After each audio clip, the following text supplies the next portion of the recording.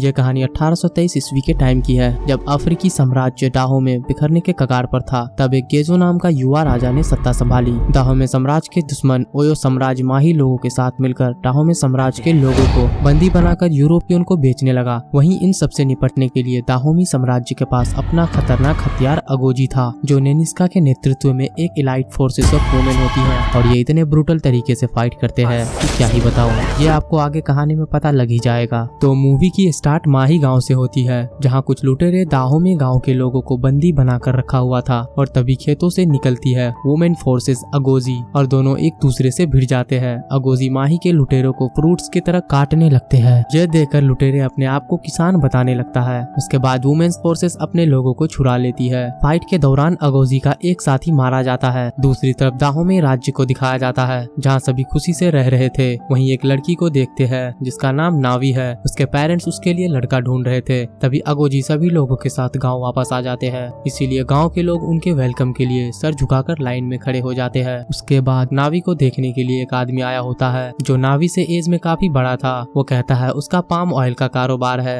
लेकिन नावी कोई जवाब नहीं देती है। इसलिए वो आदमी उसे एक थप्पड़ लगा देता है, लेकिन नावी को ये पसंद नहीं आती है और उस आदमी को धक्का दे देती है। इस पर नावी के फादर गुस्सा हो जाते हैं और उसे किंग के अगोजी फोर्स को सौंप देता है, जिसमें सिर्फ वुमेन ही होती है। जहाँ सभी ट्रेनिंग कर रहे होते हैं, कमांडर इगोजी उसे वहाँ के बारे में समझाती है और वुमेन के पैलेस में लेकर जाती है, जहाँ किसी भी मैन को अंदर आना अलाउ नहीं था। नावी को उन कैदियों के साथ बिठा देती है जिसे छुड़ा कर लाए थे। दूसरी तरफ ओयो साम्राज्य का जनरल ओबादे अपने सैनिकों के साथ माही गाँव में आते हैं, और उनके लोगों को मरा हुआ देखकर उसे हजम नहीं होता है कि उनके साथी वुमेन्स के हाथों मारा गया, और दाहो में गाँव की तरफ जाने लगते हैं। इधर दाहो में का किंग गेजो घोड़े के नाल को दिखाकर कहता है, ओयो साम्राज्य हमारे सीमा में आकर शांति समझौता को तोड़ा है, इसीलिए हम भी उसे ट्रिब्यूट में कुछ नहीं देंगे। इस पर मैन सोल्जर का कमांडर दमिगान कहता है कि इसका मतलब जंग शुरू करना होगा। उसके पास घोड़े और हथियार है और हम अभी तैयार नहीं है। लेकिन नानिस्का कहती है अगोजी आर ऑलवेज रेडी, और सभी डिस्कस करने लगते हैं कि इससे कैसे निपटा जाए। इस पर नानिस्का कहती है अगर वो ट्रेड के लिए आ रहे हैं तो हम उसे लोगों के बदले गोल्ड और पाम ऑयल बेचेंगे। किंग गेजो भी इस बात पर सहमत हो जाते हैं। उसके बाद अमेंजा सभी कैदी को वुमेन्स आर्मी ज्वाइन करने का इनविटेशन देती है। तभी नानिस्का बताती है हम अपने लोगों, अपने किंग और अपने दाहोमी के लिए लड़ते हैं, जिसके लिए तुम्हें सम्मान दिया जाएगा,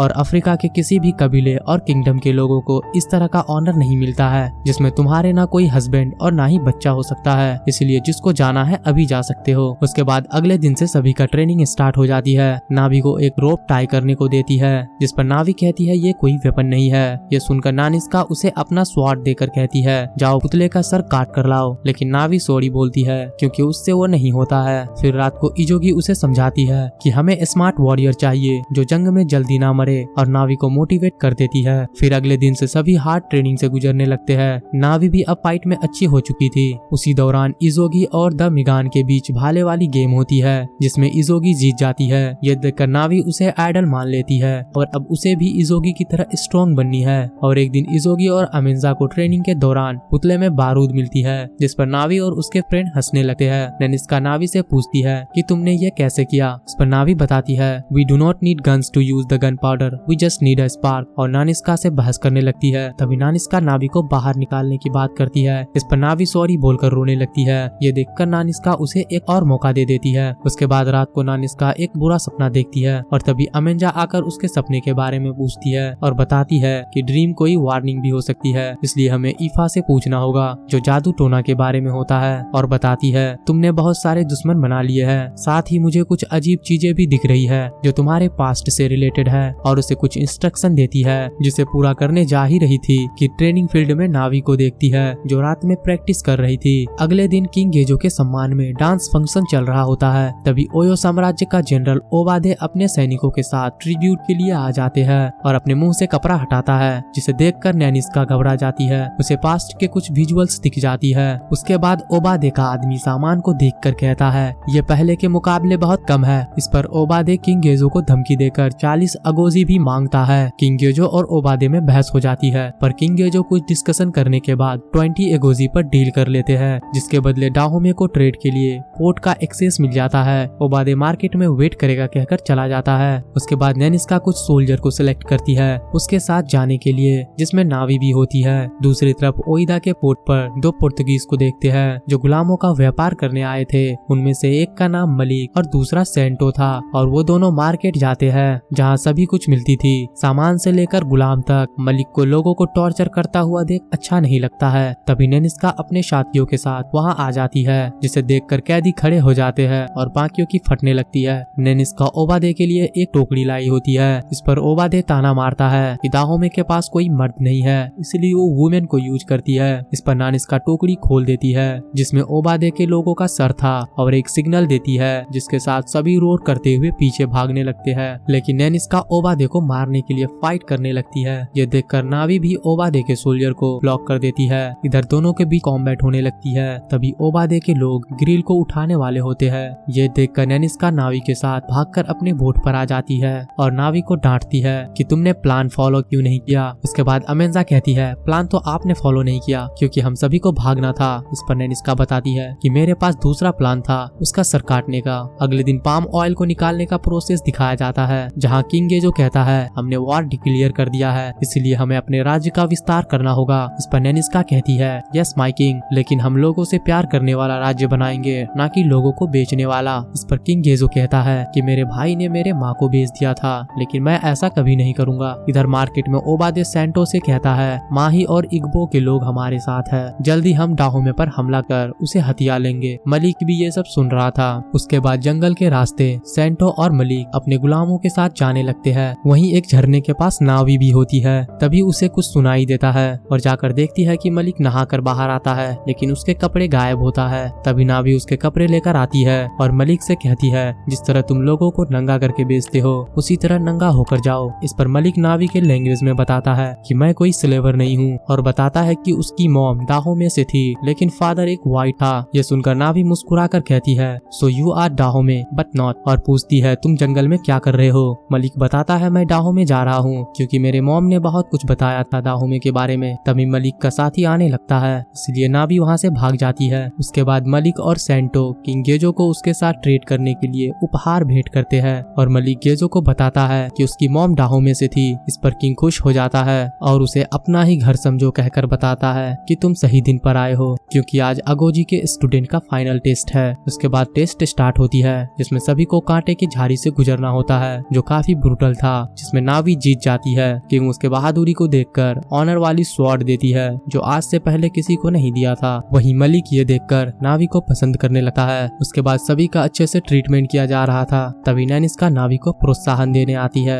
और उसके मार्क को ऑनर ऑफ मार्क बताती है और अपना भी मार्क्स के बारे में बताने लगती है। तभी नावी के लेफ्ट आर्म के पीछे एक निशान देखती है। नावी बताती है कि उसके पिता ने उसे एडॉप्ट किया था, तब से ये मार्क्स है। ये सुनकर नेनिस्का वहाँ से चली जाती है। ये देखकर अमेंजा भी नेनिस्का से पूछती है और यहाँ हमें थोड़ा सा पता लगता है कि नावी नेनिस्का की बेटी हो सकती है। उसके बाद सेंटो किंग गेजो को ऑफर देता है कि मेरे साथ ट्रेड करो, मैं तुम्हें उतना ही अमीर बना दूंगा जितना इंग्लैंड का किंग है। लेकिन किंग गेजो उसके ऑफर को रिफ्यूज कर देता है क्योंकि वो अफ्रीकन्स को बेचने वाला ट्रेड था। इधर नावी और उसके साथ ही डांस कर रहे होते हैं। तभी उसे मलिक दिख जाता है। मलिक उसे रात में मिलने को कहता है क्योंकि वो कल चला जाएगा। चूंकि नावी का आज ब्लड ओथ होता है इसलिए मना कर देती है, लेकिन मलिक उसे ब्लड ओथ के बाद आने को कहकर चला जाता है। उसके बाद देखते हैं रात में सभी का खून लेकर कसम खिलाई जाती है। उसके बाद सभी से छुपकर नावी मलिक से मिलने चली जाती है, जहाँ मलिक उसे बताता है कि ओयो दाहोमे पर हमला करने वाले हैं। ये सुनकर नावी नेनिस्का को बताने जाने लगती है, लेकिन मलिक उसे रोक लेता है। इस पर नावी उसे अपना मूर्ति देती है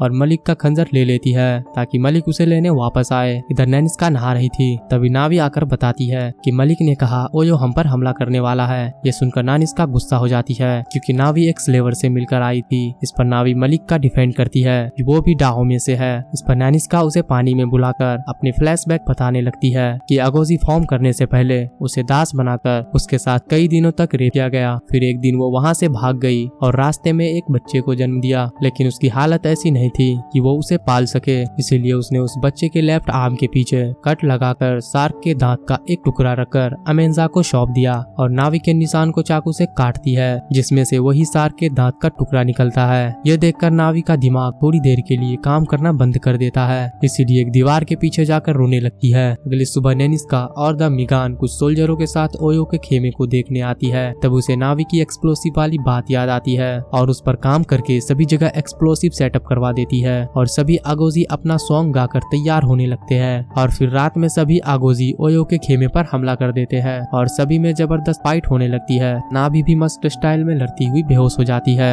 वही फाइट में सभी को काटने के दौरान इजोगी घायल हो जाती है। इधर नेनेस्का भी सभी को फोड़ने लगती है। ओबादे अपने सैनिकों को हारता हुआ देख सभी को भागने को कहता है। साथ में कुछ एगोजी को भी पकड़कर अपने साथ लेकर चले जाते हैं। इधर सभी इजोगी और नावी को ढूंढने लगते हैं, लेकिन वो वहाँ नहीं होती है क्योंकि उसे तो ओबादे पकड़ कर ले गए। उधर रास्ते में सभी को होश आ जाती है, पर नावी उसके एक साथी को नीचे कूदा देती है ताकि नेनिस्का को उसके बारे में बताए। ओबादे इन सभी को मार्केट में गुलामों के साथ बंद कर देता है और उसके एक साथी को बांध कर लटका देता है। उसके बाद रात में नावी इजोगी को खाना खाने को कहती है ताकि कुछ एनर्जी मिल सके। इस पर इजोगी कहती है कि हम अपना गला काट लेंगे लेकिन किसी का गुलाम नहीं बनेंगे। नावी उसे समझाती है कि हम यहाँ से निकल सकते हैं और उसके टूटे हाथ को दबाकर सीधा कर देती है ताकि किसी को पता ना लगे कि ये कमजोर है, नहीं तो उसे मार देंगे। इधर दूसरी तरफ नावी के साथी नेनिस्का को सब कुछ बता देती है कि उसके लोगों को मार्केट में बेचने ले गए हैं। यह सुनकर नेनिस्का गुस्सा हो जाती है। उसके बाद किंग अपने राज का विस्तार करने के लिए नेनिस्का को इम्पोर्टेंट पोस्ट के लिए चुनती है। तभी नेनिस्का उसके लोगों को छुड़ा कर लाने की बात करती है, लेकिन किंग उसे मना करता है क्योंकि उसे नेनिस्का की जरूरत होता है। अगले दिन मार्केट में नावी और इजोगी को नहलाकर बेचने के लिए बोली लगाते हैं। तभी सेंटो इजोगी को 150 रियाल में खरीदने वाला होता है। तभी मलिक नावी को बंधा देख सेंटो से लड़ने लगता है और इसी का फायदा उठाकर नावी और इजोगी वहाँ से भागने लगते हैं, लेकिन नावी पकड़ी जाती है। इस पर इजोगी उसे बचाने वापस आने लगती है, लेकिन उसे गोली मार दिया जाता है और उसकी मौत हो जाती है।